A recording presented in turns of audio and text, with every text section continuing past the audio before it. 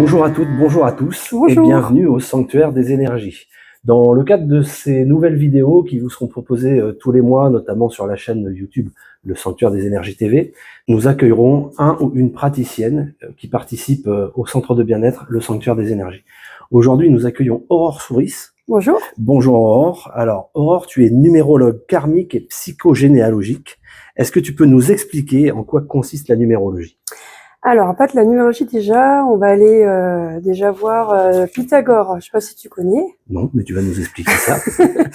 Donc, Pythagore, en fait, c'est le créateur de la numérologie. Donc, en fait, il nous a vraiment expliqué la symbolique des nombres de 1 à 9 avec l'échelle numérique. Et en fait, il vient en fait surtout nous expliquer que chaque numéro a en fait une thématique à travailler en fait. Et on va aller aussi sensibiliser avec notre date de naissance tout ce qui est en reliance avec les nombres de 1 à 9. D'accord. Et pourquoi est-ce que tu as associé la psychogénéalogie à ta numérologie, en fait? Alors en fait déjà j'étais anciennement éducatrice pendant à peu près 18 ans et en fait je me suis beaucoup intéressée aux systèmes familiaux. Et en fait je me suis formée en 2020 sur la numérologie et la psychogénéalogie. D'accord. Pour du coup vraiment en tout cas sensibiliser la personne pour se dire voilà, on vient tous d'une famille, qu'on le veuille ou non, hein, on a tous des parents, des frères et sœurs, voilà, une histoire familiale avec des loyautés. Et en fait moi j'ai créé on va dire une méthode pour aller vraiment aller au cœur en fait de ce système familial, parce qu'en fait c'est notre premier groupe qui vient nous permet d'exister en fait, et du coup voilà, avec ce qu'on appelle le transgénérationnel, on peut aller décoder avec la numérologie nos conditionnements, nos loyautés, nos croyances et tout ce qui est en reliance avec qu'est-ce qu'on nous a donné en fait. En fait le but ça va être en fait du coup de se le réapproprier et de réinventer notre propre foyer en fait. D'accord, ok. Donc voilà. Donc c'est vraiment ta propre méthode que tu as créée par rapport à tout ce que tu as pu apprendre de la numérologie. C'est ça. Et tu as greffé la notion de karmique à cette numérologie. Est-ce que tu peux nous en dire un petit peu plus? Alors déjà en fait, j'ai oublié d'en parler. Je suis noyée en fait dans la numérologie depuis 2002. Okay. Et en fait je me suis formée en 2003-2004 à la numérologie karmique.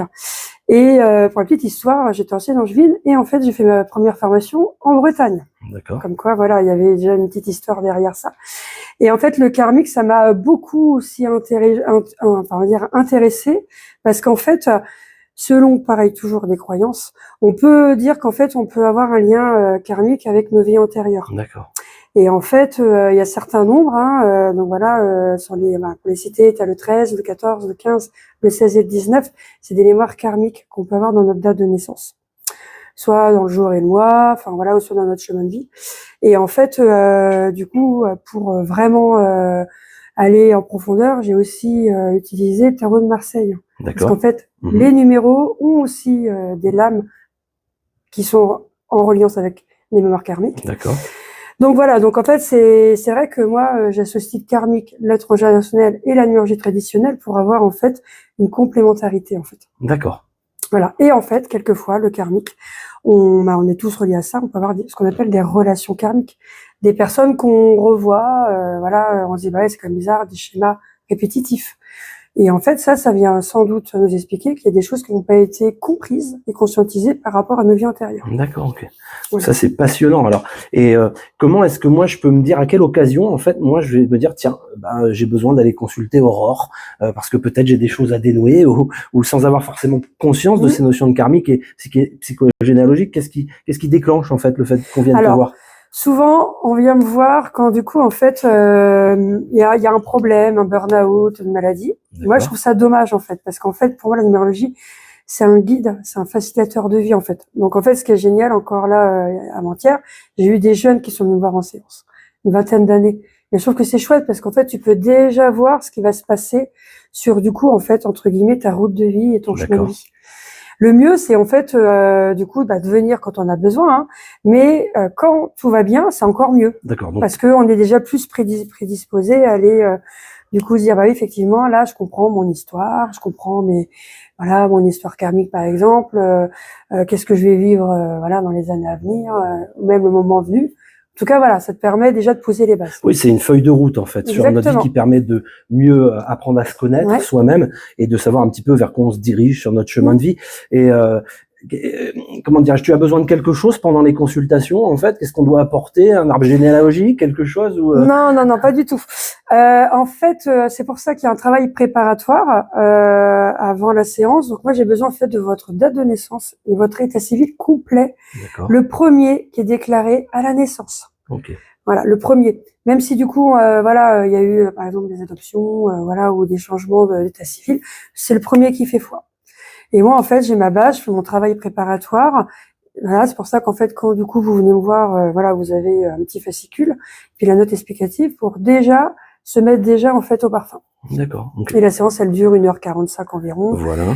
On peut enregistrer la séance. Ok, très bien. Voilà, déjà, donc ça permet en fait de réécouter. De pouvoir écouter après, effectivement. Et puis, du coup, après, si on a besoin, voilà, il y a des personnes qui ont besoin aussi d'avoir un suivi. Voilà, par exemple, chaque année, on change d'année. Donc voilà, on a besoin d'une petite mise à jour. D'accord. Et alors, où est-ce qu'on peut te retrouver, te contacter si vous souhaitez, vous aussi, prendre rendez-vous avec Aurore pour une séance de numérologie karmique et psychogénéalogie, où est-ce qu'on peut te contacter et où est-ce qu'on te retrouve? Alors, en fait, déjà, sur ma page Google, voilà, déjà, aurorenumérologie.com, et aussi sur le Sanctuaire des énergies, le mardi et le jeudi. Et sinon, le lundi, mercredi et vendredi, vous pouvez me retrouver sur Grandchamp. Et bien entendu, ce qui est vraiment bien, c'est la visio. Oui, parce que tu fais aussi en visio. Donc voilà. Ça, c'est important aussi. C'est-à-dire que si vous n'êtes pas de la région, si vous n'êtes pas du coin, que vous avez des problèmes pour pouvoir vous véhiculer, Aurore peut vous organiser une consultation effectivement en visio. Exactement. Eh bien, merci beaucoup Aurore. Avec plaisir, Benoît. Toutes les coordonnées d'Aurore vont s'afficher donc dans le lien sous cette vidéo. N'hésitez pas à la contacter pour plus de renseignements. Et on vous dit à très bientôt sur la chaîne TV Le Sanctuaire des énergies. Merci.